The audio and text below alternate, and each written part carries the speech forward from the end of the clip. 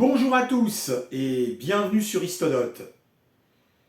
C'est avec celle sur Louis XVII, l'énigme la plus célèbre de l'histoire de France. Qui était le mystérieux personnage emprisonné pendant plus de 30 ans, dont le visage était dissimulé sous un masque? Depuis 300 ans, historiens et amateurs d'énigmes ont cherché à percer son identité, chacun apportant sa propre théorie. Pourtant, depuis quelques décennies, la plupart s'accordent sur un nom, celui d'Eustache d'Auger.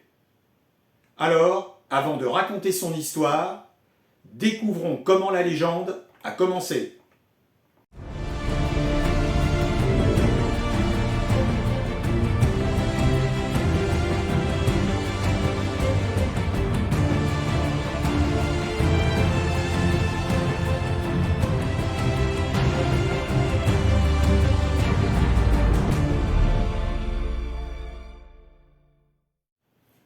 C'est le 19 novembre 1703 que meurt à la Bastille un mystérieux prisonnier enterré discrètement dans le cimetière de l'église Saint-Paul, sous le nom de Marchiali ou Marchioli.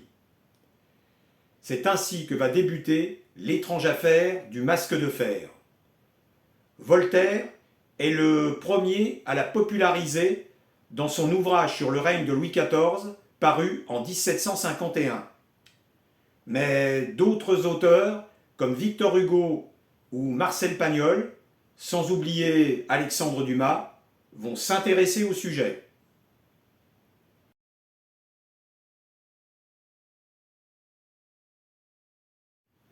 En 1669, un prisonnier arrive au donjon de Pignerol dans les Alpes, sous la responsabilité de Monsieur de Saint-Marc, un ancien mousquetaire qui a participé à l'arrestation du surintendant Fouquet, lui-même détenu à Pignerol.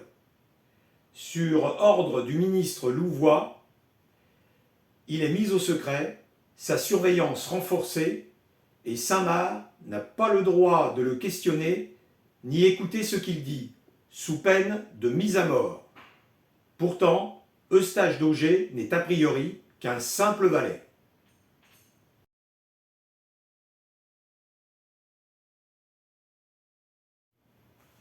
Bizarrement, quelques années plus tard, d'Auger va devenir le serviteur de Fouquet.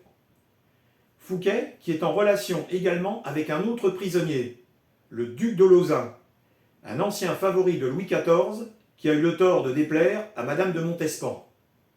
Mais en 1680, Fouquet meurt et on découvre un trou dans le mur de sa cellule qui permettait aux deux hommes de communiquer. Et si Lauzun avait surpris des confidences entre d'Auger et Fouquet? Notre pauvre valet est remis au plus profond d'un cachot.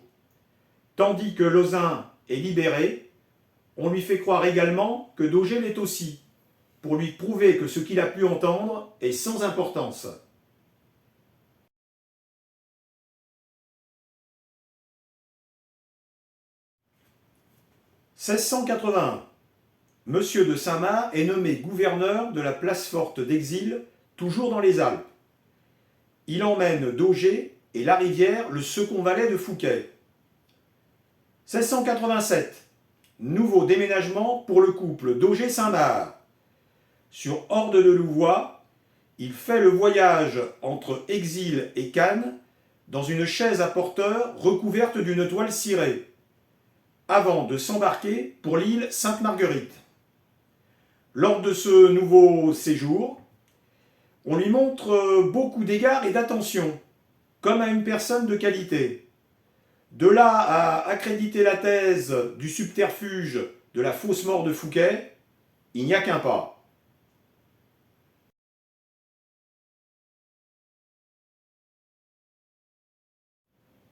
« 1698.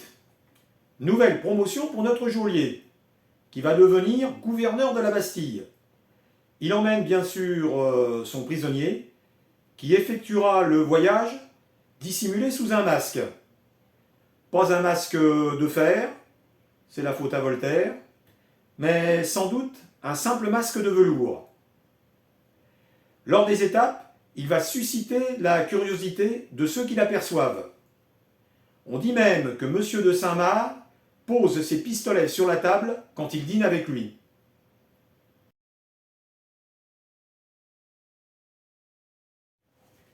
C'est ainsi qu'il rejoint la Bastille, où il va finir ses jours, masqué dès qu'il est en présence de quelqu'un.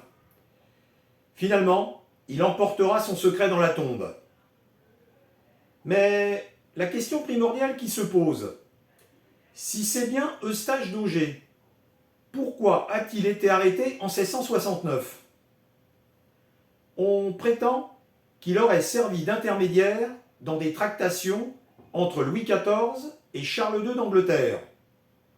Et on sait qu'il est souvent dangereux d'en connaître trop sur les secrets politiques.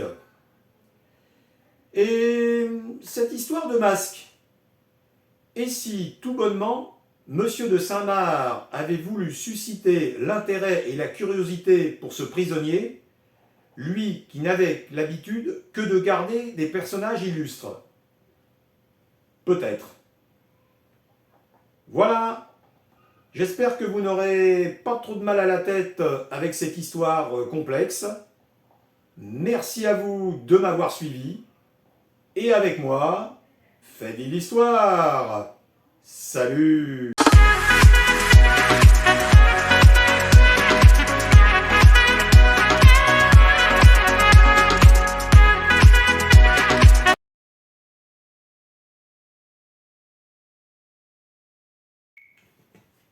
Alors mon coup de cœur du jour, c'est pour le film L'homme au masque de fer de Randall Wallace de 1998. D'accord, on est très très loin de la réalité historique. Mais si j'ai apprécié ce film, c'est pour sa distribution et ses décors. Alors la distribution, excusez du peu. On a d'abord Leonardo DiCaprio, tout juste auréolé de son succès de Titanic, qui joue donc le jeune Louis XIV et son frère jumeau Philippe.